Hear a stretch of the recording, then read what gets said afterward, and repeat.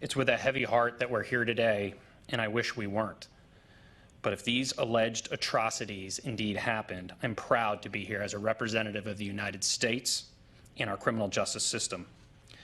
As many of you are now aware, yesterday an 8-count criminal indictment was returned in the Eastern District of Virginia that charged 2 alleged terrorists, Alexander Cote and Al-Shafi Al-Sheikh, with the following felony offenses: conspiracy to commit hostage-taking resulting in death, hostage-taking resulting in death, 1 count for each of the American hostages: James Wright Foley, Kayla Jean Mueller, Stephen Joel Sotloff, and Peter Edward Kassig.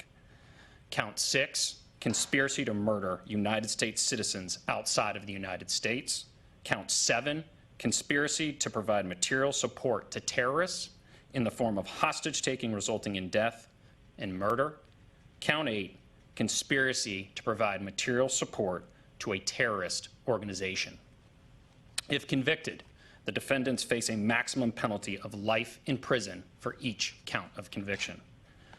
Pursuant to well-known protections provided by our constitutional republic and its system of criminal justice, Cote and Al-Sheikh are presumed innocent unless and until proven otherwise. All that I'm about to recount now are allegations and can be found in the 4 corners of the 24-page indictment, which was unsealed just a moment ago.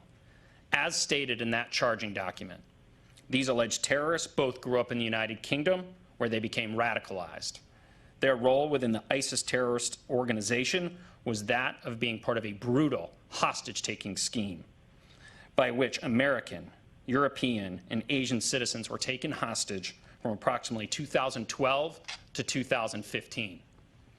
Their alleged criminal acts include conspiring to commit hostage-taking resulting in death and conspiring to murder American citizens James Foley, Kayla Mueller, Stephen Sotloff, and Peter Kassig.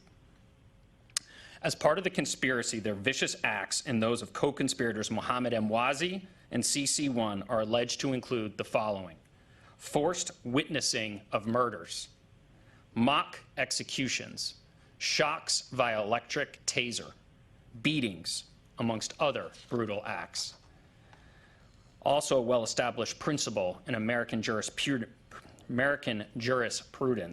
co-conspirators, like these defendants, may be held liable for the foreseeable acts of their co-conspirators, such as Emwazi, that took place during the course of the conspiracy. As stated in detail, Cote, El-Sheikh, Emwazi, and CC1 facilitated hostage-taking, ransom demands, abuse, and the murder of Americans, Europeans, and Asian citizens in order to further their terrorist agenda and that of ISIS. The brutal acts of beheading were captured by the ISIS media propaganda machine and disseminated to achieve their aims of jihad. Further, as detailed in the indictment, part of the alleged horrific conditions of confinement, the self-proclaimed leader of ISIS, Abu Bakr al-Baghdadi, also made it a point to repeatedly sexually assault American citizen Kayla Jean Mueller. As you know, al-Baghdadi was killed on or about October 26, 2019, in a United States military operation named in honor of Kayla and her birthday, August 14th, Operation 814. For these acts, these 2 alleged terrorists will now face the American justice system. Later today, we expect these defendants to make their initial appearance a few miles away in Alexandria, Virginia. At that hearing, they will be informed of the charges against them. They will be provided with counsel if they cannot afford it. They will receive medical care and be housed in a sanitary facility and be provided with 3 meals a day, all coupled with the due process of law.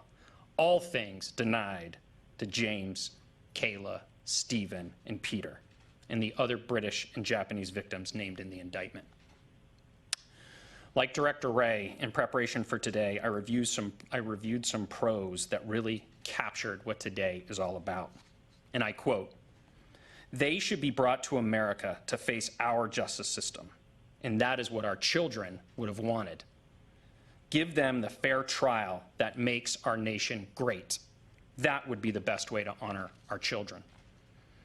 Ensuring that truth and justice find their way out of this tragic story would mean that the Islamic State will never have the last word. Well, Diane and John, Paula and Ed, Marcia and Carl, and Shirley and Art. It's now a certainty. ISIS will not have the last word when it comes to your children. You will.